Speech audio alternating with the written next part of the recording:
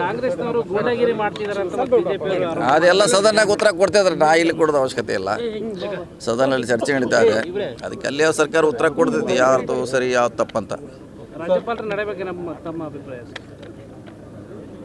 ನೋಡ್ಬೇಕಾದೇನು ಸರ್ಕಾರ ಅದ್ರ ಬಗ್ಗೆ ನಿರ್ಧಾರ ಮಾಡಬೇಕಾಗಿದೆ.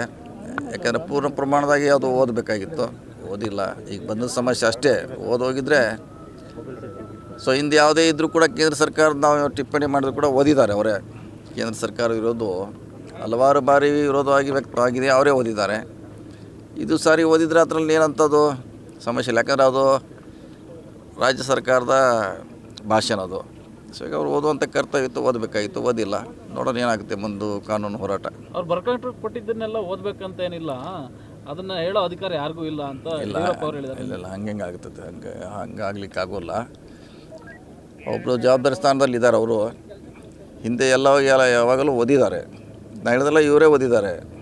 ಕೇಂದ್ರ ಸರ್ಕಾರದವರು ಕೆಲವು ಟಿಪ್ಪಣಿಗಳಿದ್ರು ಕೂಡ ಓದಿದ್ದಾರೆ. ಈಗ ನೋಡ್ರಿ ಕಾನೂನು ಹೋರಾಟ ಇದೆ, ಇನ್ನೂ ಸರ್ಕಾರ ಉತ್ತರ ಕೊಡಬೇಕಾಗಿದೆ, ಕೊಡುತ್ತೆ.